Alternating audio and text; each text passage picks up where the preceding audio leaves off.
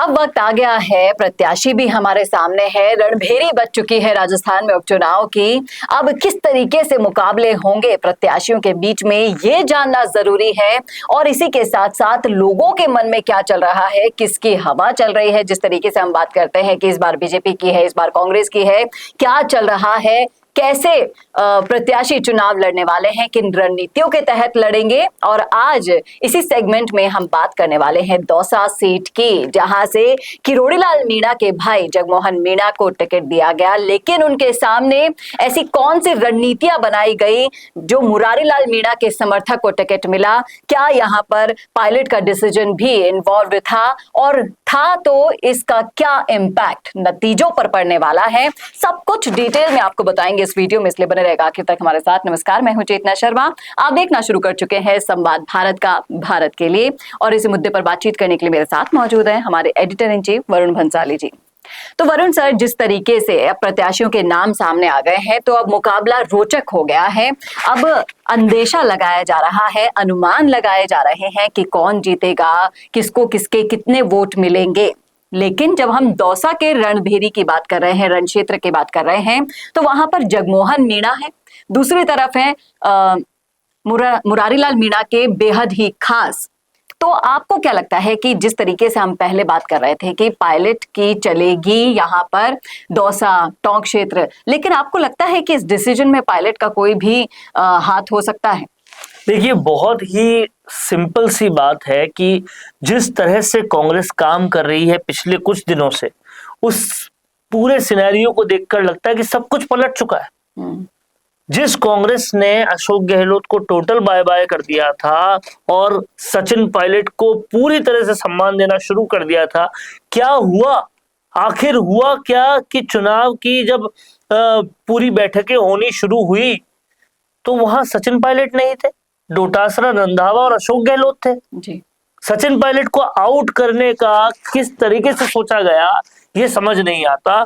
और अगर ऐसा हुआ है और उसके बाद ये नाम सामने आए जो नाम अभी दिख रहे हैं, तो उससे साफ तौर पे ये प्रतीत होता है, समझ में आता है कि कहीं ना कुछ तो बड़ी गड़बड़ है जी। एक तरफ किरोड़ी के भाई जगमोहन मीणा खड़े होते हैं और दूसरी तरफ कांग्रेस के प्रत्याशी को कोई जानता ही नहीं। लेकिन जिस तरीके से कयास लगाए जा रहे थे कि इस बार दौसा क्षेत्र में एक्सपेरिमेंट करने वाली है बीजेपी या कांग्रेस, और ब्राह्मण टिकट भी देने के लिए विचार किया जा रहा है, लेकिन उन सब चीजों को परे रखते हुए जो टिकट मिला है, उस टिकट के आधार पर अब आपको क्या लगता है कि ये मुकाबला किस तरीके का, किसके पाले में जाता हुआ आपको दिखाई दे रहा है? देखिए, बहुत ही साधारण सी बात है कि एक तरफ मुरारी लाल मीणा अपना जोड़ लगाते हैं, सचिन पायलट अपना अगर जोड़ लगाते हैं तो पिछड़े काफी उनके साथ हैं, लेकिन जो कैंडिडेट है वो उतने लोकप्रिय नहीं है, ये बहुत ही साफ और सीधी सी बात है। और दूसरी तरफ किरोड़ी लाल मीणा के राइट हैंड उनके खुद के भाई हैं, और किरोड़ी लाल मीणा ने अगर उनके लिए तेजी से कैंपेन शुरू कर दिया तो बीजेपी यहाँ पासा पलट सकती है इस स्थिति में। हालांकि कांग्रेस ने वहां बीजेपी का टिकट देखने के बाद यहाँ नॉर्मल सीट थी, जनरल सीट थी, फिर भी यहाँ पे अपना दलित कार्ड खेला है। लेकिन साफ और सीधी सी बात है, प्रत्याशी के लोकप्रिय नहीं होने के कारण जो मामला है वो पूरी तरह से दोधारी हो चुका है।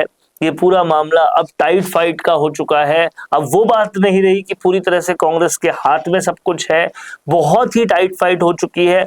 अब देखना ये होगा कि सचिन पायलट को जिस तरीके से इन्होंने हाल ही में आउट किया था और चुनाव संबंधी डिसीजंस लेने की राजस्थान की कमेटी में वो नहीं दिखे थे, क्या उसके बाद सचिन पायलट के नहीं होने की वजह से ये सब कुछ हो रहा है? और अगर ये है तो सचिन पायलट का नहीं होना प्रचार में भी दिख सकता है, और अगर ऐसा हुआ तो फिर जगमोहन मीणा के सामने ये कैंडिडेट काफी फीका पड़ सकता है और कांग्रेस का जो एक्सपेरिमेंट है वो फेल भी हो सकता है। इसी बीच अगर हम जिस तरीके से प्रत्याशियों की लाइन लगी हुई थी, देखिए अगर हम सीट को देखें, दौसा जो सीट है वो बहुत सारा यहाँ पर कांग्रेस को रिटेलिएशन फेस करना पड़ेगा।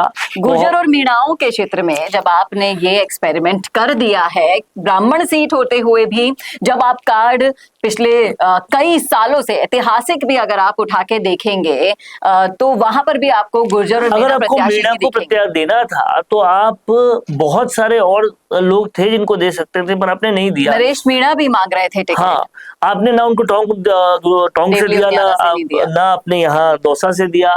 तो हर जगह से अब बगावत की उम्मीद पूरी तरह से तय है। और देखिए, बीजेपी में तो फिर भी डिसिप्लिन है, कांग्रेस में बिल्कुल भी डिसिप्लिन नहीं है, और इसके लिए यहाँ बगावत भी तेज होगी।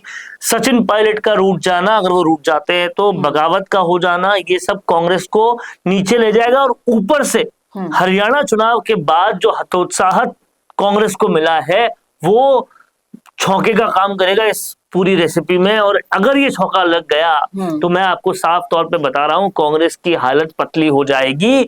जो अभी तक सुनने में आ रहा था, समझ में आ रहा था कि कांग्रेस को क्लीन स्वीप मिल सकता है, अब वो काफी मुश्किल लग रहा है, क्योंकि बीजेपी ने भी अपनी रणनीतियां बदल दी है। और हरियाणा का जो चुनाव का नतीजा है वो भी काफी इम्पैक्ट डाल रहा है। एक तरफ जहां बीजेपी ने सबसे पहले प्रत्याशी घोषित किए, हरियाणा से उत्साहन उनको मिला, प्रत्याशी भी बहुत ही सोच समझ के घोषित किए, वहीं कांग्रेस ने सोच समझने के बावजूद क्या प्रत्याशी उतारे हैं कुछ भी समझ में नहीं आ रहा, और किस लिए ये प्रत्याशी उतारे ये समझ से परे है।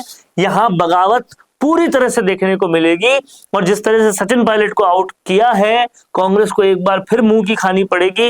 मुझे तो लगता है कि हरियाणा चुनाव के बाद से ही कांग्रेस की फिर से उल्टी गिनती अब शुरू हो गई है, और ये जो उल्टी गिनती है वो अगर दूर तलक गई तो ये आने वाले महाराष्ट्र और दिल्ली चुनाव तक जाएगी, और कांग्रेस वापस मुंह की खाएगी। ये बीच में जो लोकसभा चुनाव वाला फेज आया था, मुझे लगता था वो पूरा फेज यही समझाने के लिए है कि अगर गवर्नमेंट को अनस्टेबल किया और बीजेपी सरकार को अनस्टेबल किया तो देश में बहुत दिक्कत हो सकती है। और हल्के से कार्यकाल में लोगों को ये समझ में आ गया कि ये जो इंडिया गठबंधन है ये साथ में नहीं रह सकता, ये कुछ खास नहीं कर सकता, दावे पूरी तरह से खोखले हैं, यहाँ कुछ हो नहीं सकता। कांग्रेस के आलाकमान ने भी ये बता दिया कि वो पूरी तरह से नहीं सुधरने वाले बच्चे की तरह है।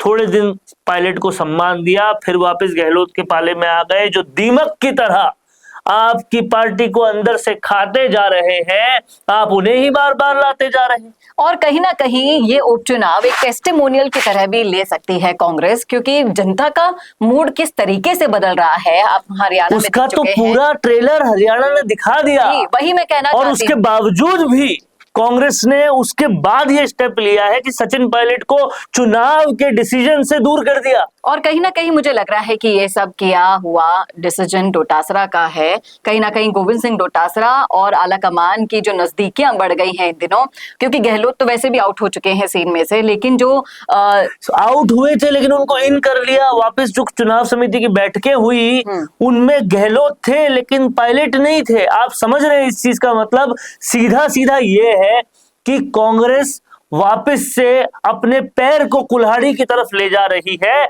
और ये उपचुनाव एक तरह से कांग्रेस के लिए फिर से जीवित होने का एक साधन हो सकता था, उसे भी दूर कर रही है। आप देखिए, सारे टिकट देखिए, सलूमर में किसको टिकट दिया है, एक झुंझुनू छोड़ के समझ नहीं आता बाकी टिकट क्यों और किसे और किस लिए दिए।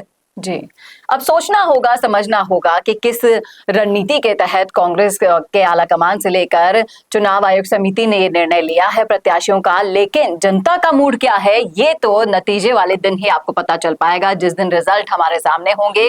अभी से कुछ कहना जल्दबाजी होगा, क्योंकि जनता जनार्दन है और उनका फैसला ही सर्वमान्य होगा, इस बात में कोई दो राय नहीं। लेकिन अगर आप इन क्षेत्रों से आते हैं, आपने देख लिए हैं ये नाम, तो आप भी रख सकते हैं इस मुद्दे पर अपनी राय। कॉमेंट बॉक्स में लिखिएगा क्या सोच रहे हैं आप, क्या आप भी हमारी इस राय से सहमत हैं? लिख दीजिएगा सब कुछ कमेंट बॉक्स में। कैसा लगा वीडियो ये लिखना ना भूलेगा, और ऐसी और वीडियोस के लिए देखते रहिए संवाद भारत का, भारत के लिए। नमस्कार। Hi, I'm Varun. Trending video creation is my passion and I have an experience of 15 plus years in this. Nowadays, I have observed that videos in natural background like in gardens, restaurants or cafeterias, in conference room or hotel lobbies, etc. are getting more engagements and clicks. I myself created few and they worked so well. If you are also looking for an engaging video in this type of natural background for your business promotion, I'm here to help you out. My packages come with variety of services like image insertions, clip insertions, logo insertions, text overlays, etc. Go check them out now. Feel free to ask anything before ordering with me. Hope we join hands soon.